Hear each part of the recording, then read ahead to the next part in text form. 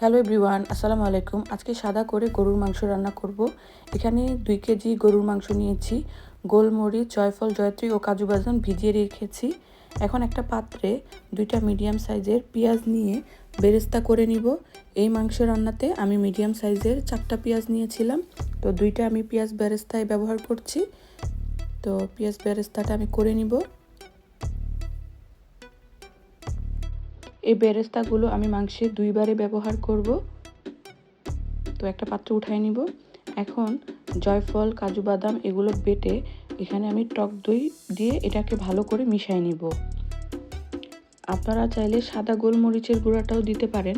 আমার এখানে সাদা গোলমরিচটা ছিল না, তাই আমি কালো গোলমরিচটা দিয়ে খুব ভালো করে পাটাপুতায় পিষে নিয়েছি। বেরেস্তা করা তেলের মধ্যেই আরও 2টা পেঁয়াজ সেটা আর কাঁচামরিচ একসাথে আমি একটু ব্লেন্ড করে এই তেলের মধ্যে কিছুক্ষণ ভেজে নিব। পেঁয়াজ হালকা ভাজা হয়ে গেলে এখানে পরিমাণ মতো লবণ দিয়ে দিব।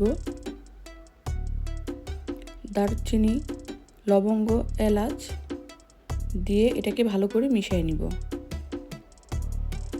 এরপরে আমি আদা রসুনের পেস্ট দিয়ে দিব। এখানে 4 টেবিল চামচের মতো আছে আদা এবং রসুনের পেস্ট। এখন আমি জিরা, ধনিয়ার গুঁড়া 1 টেবিল চামচ করে দিয়েছি। আর এখানে মরিচের গুঁড়াটা স্কিপ হয়ে গেছে, আপনারা চাইলে মরিচের গুঁড়াটা নাও দিতে পারেন, আমি একটু কালারের জন্য দিয়েছি।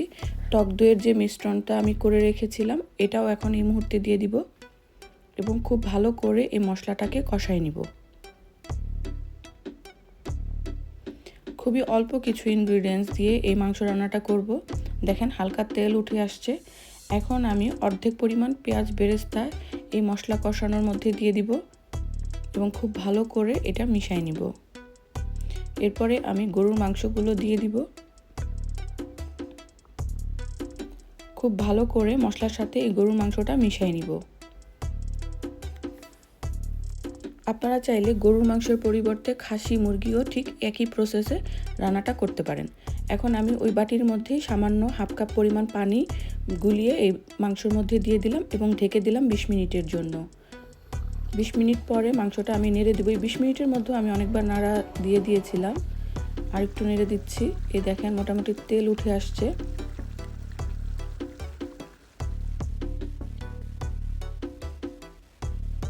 রান্নাটাতে খুব বেশি একটা ঝোল হবে না। এখন আমি 1 টেবিল চামচ দিয়ে দিচ্ছি হচ্ছে লেবুর রস, 1 টেবিল চামচ চিনি এবং 1 টেবিল চামচ আমি গুঁড়া দুধ দিয়ে দিব। এগুলো দিলে টেস্টটা অনেক ভালো হয়। আপনারা চাইলে এখানে আস্ত কাঁচামরিচও দিতে পারেন, কিন্তু আমি আর আস্ত কাঁচামরিচ দিব না। বাকি যে পেঁয়াজ বেরেস্তাগুলো ছিল এটাও আমি দিয়ে খুব ভালো করে মিশিয়ে আরও কিছুক্ষণ রান্না করব। এবার আর ঢাকনা দিব না। খাবারটি পরিবেশন করার জন্য রেডি। তো এভাবে আপনারা বাসায় ট্রাই করতে পারেন। সবাই ভালো থাকবেন, আপনাদের দোয়ার মাঝে আমাকে মনে রাখবেন। আল্লাহ হাফেজ।